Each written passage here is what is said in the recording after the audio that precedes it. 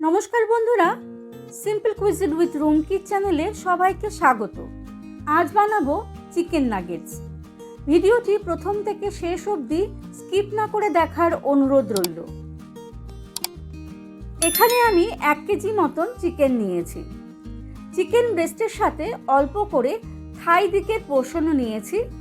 ওই ধরুন 60% যদি চিকেন ব্রেস্ট হয়, 40% চিকেন থাইয়ের দিকের অংশ এখানে আছে।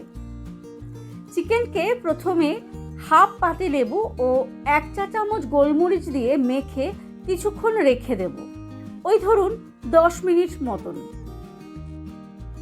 চিকেন নাগেটস বানাতে চিকেনের মধ্যে মশলা মিশিয়ে মিক্সি মেশিনে পেস্ট বানিয়ে নেওয়ার থেকে একটু ম্যারিনেশন করে নিলে চিকেন নাগেটসের স্বাদ অন্যরকম হয়। 10 মিনিট পর চিকেনের মধ্যে দেব 1 চামচ রসুন বাটা, 1 চামচ দেব আদা বাটা।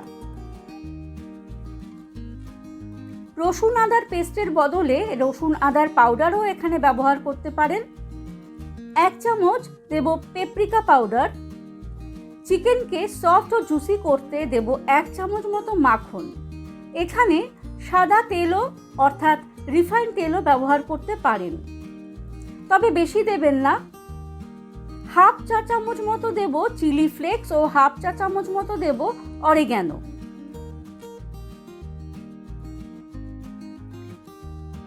চিকেনের মধ্যে আমি কিন্তু এখনো নুন ব্যবহার করিনি, কারণ আমি এর মধ্যে 1 চামচ মতো দেব সয়া সস। সয়া সসের মধ্যে যথেষ্ট নুনের স্বাদ থাকে, সেই বুঝেই স্বাদ মতো দেব নুন। চিকেনের মধ্যে এবার একটি স্পেশাল ইনগ্রিডিয়েন্টস মেশাবো, তা হলো মেয়োনিজ।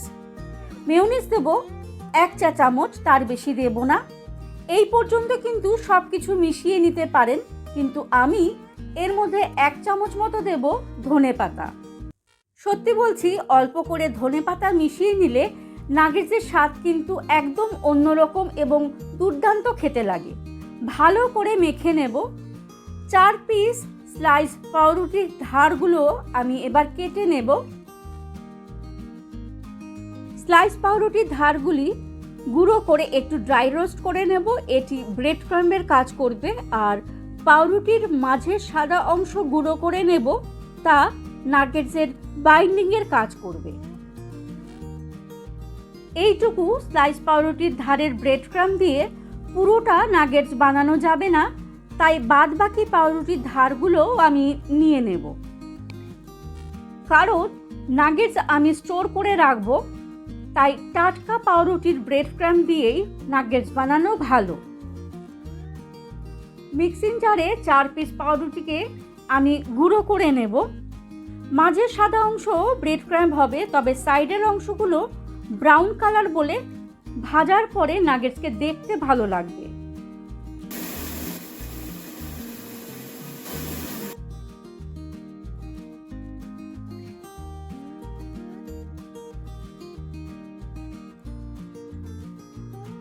একটি বাটিতে আমি গুঁড়ো করে নেওয়া পাউরুটিকে নিয়ে নেব।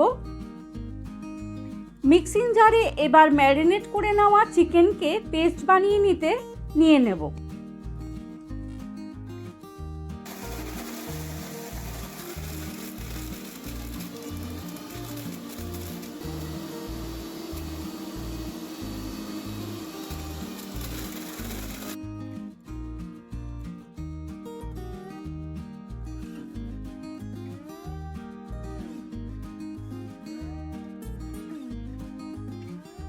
একদম মিহি পেস্ট করে নিতে হবে।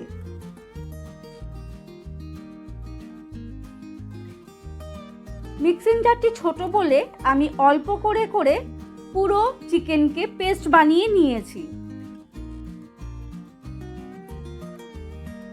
পেস্ট করা মাংস হাতের মধ্যে গোল শেপ দেওয়া যাচ্ছে, তবে ব্রেড ক্রাম্ব মিশিয়ে নিতে হবে।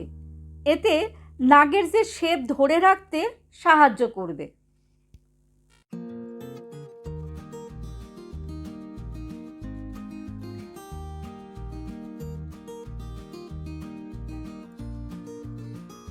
ব্রেড ক্রাম্বের সাথে মাংসের পেস্ট ভালো করে মেখে নেব। একটা কাজ করি, একটি সারফেসের মধ্যে মাংসকে নিয়ে তারপর ভালো করে মেখে নেব।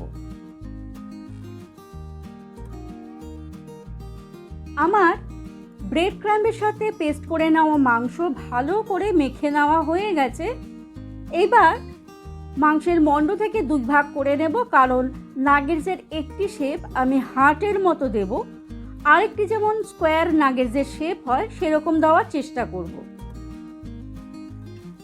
হাতের সাহায্যে মাংসের মিশ্রণকে চেপে চেপে ফ্ল্যাট করে নেওয়ার চেষ্টা করব। একদম সমান করে নেব, বেশি পাতলা করে ছড়িয়ে নেব না।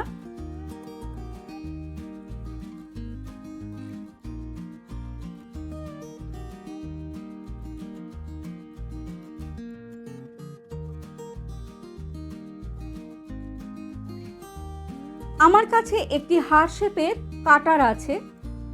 মাংসের মণ্ড থেকে এই হার্ট শেপ কাটার দিয়ে হার্টের শেপ মতন করে কেটে নেব। বাড়িতে চিকেন নাগেটস বানাতে আপনারা যেরকম খুশি সেরকম শেপ দিয়েই নাগেটস বানিয়ে নিতে পারেন। ধার দিয়ে ধৈর্য ধরে একটু চেপে চেপে হার্টের শেপটি সুন্দরভাবে দেওয়ার চেষ্টা করব।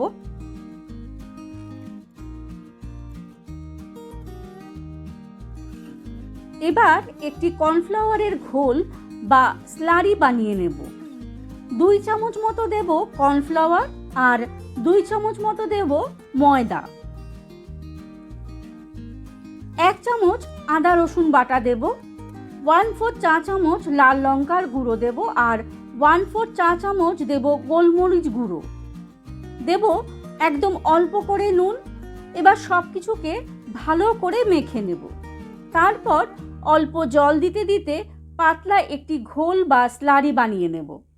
দেখুন পাতলা ঠিক এরকম হবে। কর্নফ্লাওয়ারের ঘোল না বানিয়ে এখানে ডিম ফাটিয়ে নিতে পারেন। ডিম ফাটিয়ে আমি যা যা ইনগ্রেডিয়েন্টস ব্যবহার করেছি তাই ডিমের সাথে মিশিয়ে নিতে পারেন। ডিম ফাটিয়ে নিলে কোনো কিছু ভাজলে ফেনার মতন ওঠে, তাই জন্য কর্নফ্লাওয়ারের ঘোল বানিয়ে নেওয়াটাই আমার কাছে শ্রেয় বলে মনে হয়। মিশ্রণ সমেত মাংসের পেস্ট হাতের সাহায্যে একটু গোলাকার চ্যাপ্টা মতন শেপ দেব, ঠিক যেমন বাজারে নাগেটস পাওয়া যায় ঠিক তার মতনই শেপ দেওয়ার চেষ্টা করব। প্রথমে কর্নফ্লাওয়ারের স্লারির মধ্যে ডুবিয়ে নিয়ে ব্রেড ক্রাম্বে কোট করে নেব।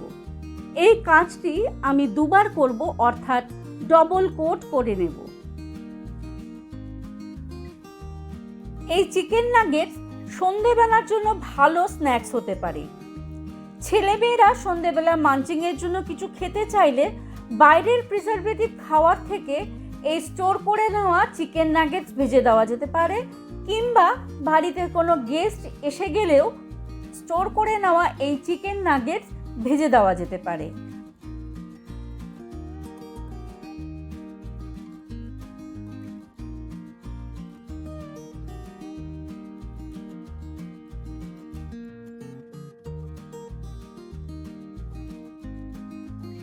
এইভাবে আমি প্রত্যেকটি নাগেটস বানিয়ে নেব।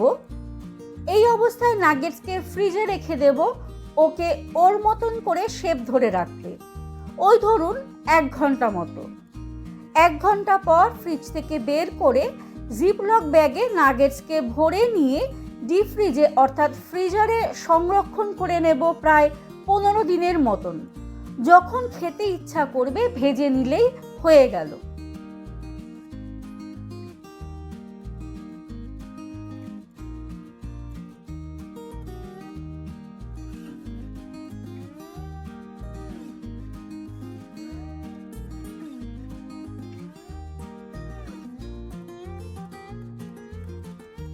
চিকেন নাগেটসকে ভেজে নেওয়ার জন্য বেশ খানিকটা রিফাইন তেল আমি কড়াইয়ে গরম হতে বসিয়ে দিয়েছি।